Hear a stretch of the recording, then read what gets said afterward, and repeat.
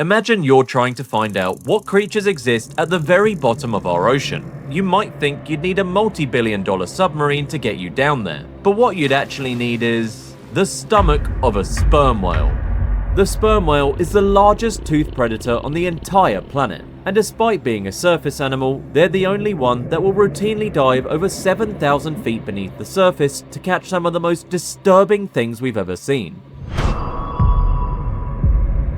But only logically, in a place so deep and completely devoid of life, these whales shouldn't be able to find anything, right?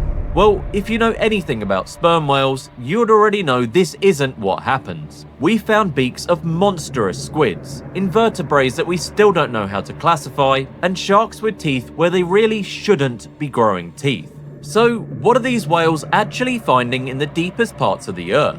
Well, to understand what's actually going on, let's first take a look at where a sperm whale is actually hunting.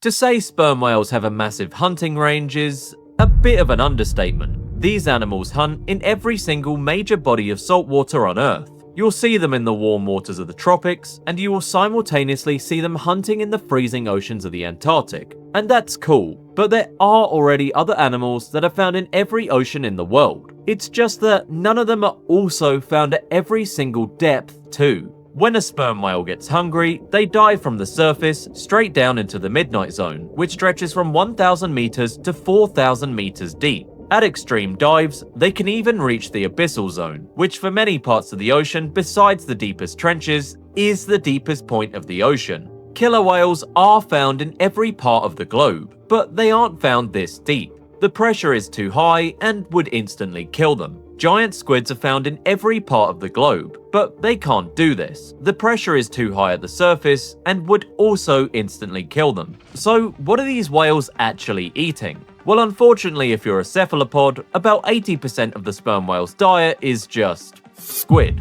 Not just the giant ones, but thousands of normal, average-sized squids. A fully grown adult sperm whale needs to consume roughly 3% of its massive body weight every single day just to maintain its blubber and survive the freezing temperatures. And 3% might not sound like much, but if you're 70,000 pounds, that equates to about 2,000 pounds of squid a day, which is essentially a lot of squid. When the whale vacuums up a swarm of squid, the prey travels down into a massive, multi-chambered stomach. The first chamber physically crushes the food, and the second chamber floods the prey with highly concentrated hydrochloric acid to melt down the soft tissue. The squid flesh actually digests quite easily, since it's just soft tentacle. But there is one massive biological flaw in its system. Squids have a beak located in the center of their tentacles, which they use to slice through fish. This beak is made of chitin, the exact same ultra-hard biological material that makes up the exoskeletons of insects and crabs. The whale's stomach acid cannot dissolve chitin. This means the squid completely melts away, and all that is left behind is the sharp beak completely intact. Kinda cool, but multiply that single beak by the 3,000 squids the whale eats every single day, and there's actually an issue. Over the course of weeks and months, the stomach and intestines of the sperm whale became a tumbling washing machine full of literal blades. I actually got this question on an old video, and it brings up a great point. If the whale is carrying around thousands of razor blades inside its gut, how do they even survive? And how do they not just bleed out from the inside? Well, whale evolution prepared for this. When the physical scratching from the squid beaks becomes too severe, the whale's intestines trigger a defense mechanism. The digestive tract begins secreting a thick, cholesterol-rich wax that surrounds the edge of the squid's beaks. As the whale continues to eat, more beaks get trapped in the wax. The intestine secretes more cholesterol to coat the new beaks. Layer by layer, the mass grows larger and larger. Then it just becomes a massive boulder of biological waste sitting directly inside the whale's digestive tract. Eventually, the whale either manages to pass this massive boulder through its system, basically pooping it out, or, in other cases, it vomits it up into the ocean. Once it hits the water, this waxy mass of squid beaks can float on the surface of the sea for years, baking in the sun. This is kinda like what owls do when they throw up little bones, just on a 10,000 times bigger and nastier scale. This extremely gross intestinal blockage is called ambergris, and if you happen to find a chunk of it washed up on the beach, you'll actually become rich. Even though it initially smells like rotting fecal matter, when refined by sunlight and oxidation, it actually turns into a sweet, musky smell, making it highly desirable by luxury perfume companies like Chanel. A single large chunk of this waxy whale waste can sell for millions of dollars. Okay, so they have luxurious poop inside of them made from squid beaks. Nasty. But what about the other 20% of the things they eat that aren't squids? One of the most frequent discoveries is the anglerfish. To human, the anglerfish is the classic horror icon of the abyss, essentially because of things like Finding Nemo. But the reality of the food chain in real life is brutal. Sperm whales are basically completely immune to anything anglerfish could do. Even 10,000 anglerfish would not be able to remotely hurt a sperm whale. They'd just suck them all up. But the discoveries got worse. Autopsy reports have also heavily documented sperm whales swallowing frilled sharks perfectly intact. These are highly aggressive predators, about the size of a human, with over 3,000 teeth that glide silently through the bathypelagic zone, hunting squids and other fish, and we rarely ever see them because of their depth. But once again, the sheer scale of the sperm whale renders the shark's 300 teeth completely useless. The whale doesn't even fight the shark here. It doesn't bite or have any sort of challenge. It just drops its jaw and vacuums a 6-foot animal directly into its stomach, alive and whole. But even swallowing a shark isn't that bad, as long as it goes down easy. The real problem is when the prey fights back. When researchers inspect the deep scarring on the outside of a sperm whale, they often see massive circular suction cup marks. These are the defensive wounds left behind by giant squids as the whale attempts to eat them. Fights are very one-sided for the sperm whale, meaning they'll win over 98% of the time against the squid, assuming the squid doesn't escape. But when researchers checked sperm whales in the Antarctic Ocean, they found something much more aggressive. Unlike the giant squid, which relies on simple suction cups lined with small teeth, the colossal squid is heavily armed. The tentacles of a colossal squid have swiveling, 3-pointed hooks designed to violently rotate and rip chunks of flesh out of whatever touches them. When a sperm whale vacuums up a colossal squid, the squid does not just die quietly. The tentacles flail wildly as they are being pulled down the throat. Researchers have opened up whale stomachs and have found these massive, sharp hooks actively embedded deep into the muscular lining of the whale's internal organs. The squid uses its final moments to inflict as much permanent physical damage to the inside of the whale as physically possible. This is how we actually first knew that colossal squids even existed, and were different from giant squids. The marks on these whales were so violent that it had to be from a different creature.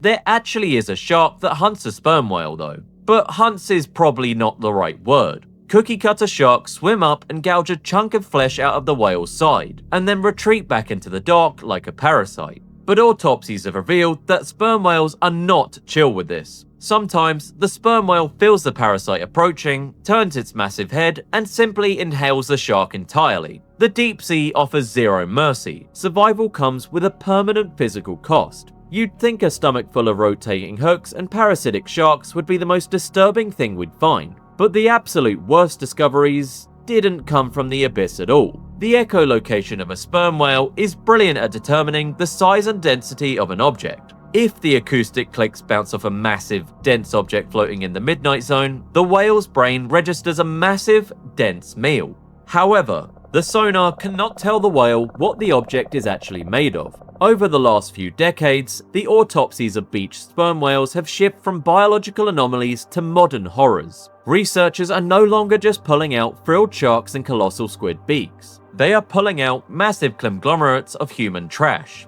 The vacuum method has zero quality control. The whale just opens its mouth and inhales. Because of this, marine biologists have documented sperm whales swallowing entire, intact car engine parts that were dumped into the ocean. The dense metal registered exactly like giant squids on the whale's sonar, so the whale swallowed it whole. Other autopsies have recovered massive, 100-pound tangles of industrial fishing nets. When heavy commercial nets break off from ships, they sink down into the deep ocean and ball up. To a hunting sperm whale, a giant spear of thick rope pings exactly like a tightly packed bait ball of fish. The whale drops its jaw, creates the vacuum, and swallows the entire net. The list of recovered items are staggering. researchers have found fully intact greenhouse structures, plastic roofing, miles of thick nautical rope, and heavy industrial tarps completely filling the stomachs of these animals. They dive thousands of meters down, away from all human contact, into a totally alien world, only to inhale the garbage we discarded. So, what actually happens to the whales that swallow these things? Do they just make a new luxury cologne material made out of plastic roofing? Well, not exactly. The intestine can easily secrete through waxy cholesterol to coat a small chitin beak and pass it safely. The intestine cannot coat a 500-pound mass of industrial fishing rope. It cannot coat a car part. When a sperm whale swallows massive synthetic objects, the items immediately become an immovable blockage. The stomach acid completely fails to break down the plastic, the rubber, and the metal. The objects are far too large to pass through the digestive tract, so they simply sit in the stomach chambers, taking up massive amounts of physical space. This triggers a devastating biological paradox. The walls of a whale's stomach are lined with stretch receptors. When the stomach physically expands, these receptors send a chemical signal to the brain stating that the animal is full and that hunting is no longer required. When a whale swallows a massive tangle of fishing nets, the nets stretch the stomach to its absolute maximum capacity. The brain receives the signal, the whale feels completely full, but zero nutrients are being absorbed. The whale stops diving. It stops using echolocation. It simply floats near the surface, burning through its thick rubber reserves, perfectly content, feeling completely satiated. They slowly starve to death.